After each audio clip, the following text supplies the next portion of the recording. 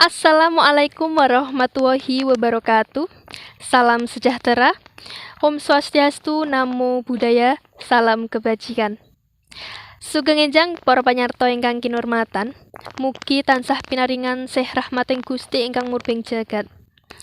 Sugeng pepanggihan malih kalian kula Ermawati ing adicara webinar penggunaan bahasa Jawa bagi kaum milenial Jumat Kliwon 23 Juli 2021 mawi Zoom video teleconference.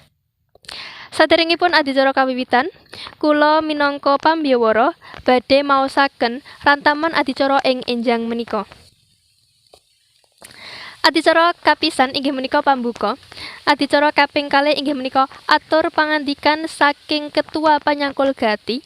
Adicara kaping 3 inggih menika acara inti. Adicara kaping sekawan inggih menika Tanya Winangsulan. Dene adicara kang pungkasan inggih menika panutup. Para panyarta ingkang bagya mulya, ngancik ing adicara kapisan inggih menika pambuka. Monggo kita bikak adicara menika kanthi dedonga miturut kapitayan ugi kapitadosan sewang-sewang. Dedonga kawiwitan. Dedonga Purna. Adicara saklajengipun inggih menika atur pangandikan saking Ketua Panyangkul Gati. Dumateng Kang Mas Prawira kula sumanggaaken. Matur nuwun katur dumateng Kang Mas Prawira minangka Ketua Panyangkul Gati ingkang sampun paring atur pangandikan.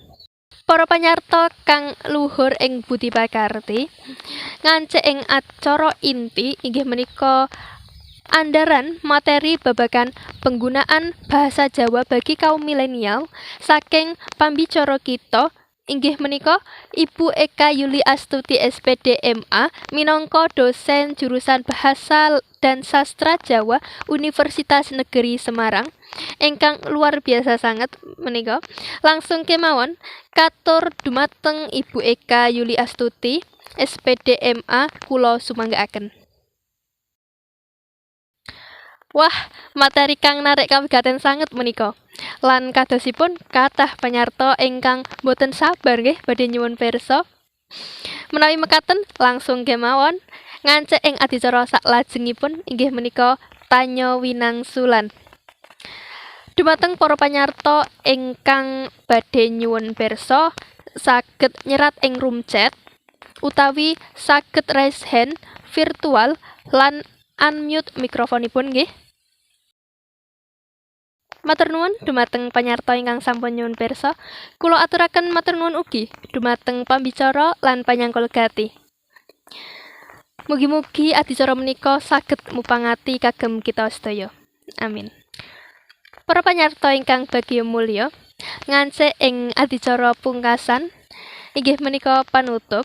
Monggo kita tutup adicara menika kanthi dedonga miturut kapitayan ugi kapitadosan sewang-sewang. Dedonga kawiwitan. Dedonga Purna. Kula Ermawati minangka pambiwara ngaturaken matur nuwun awit kapigatosanipun lan nyuwun lumunturing sih samudra pangaksami menawi kathah klenta-klentu anggenipun kula matur. Matur nuwun. Wassalamualaikum warahmatullahi wabarakatuh.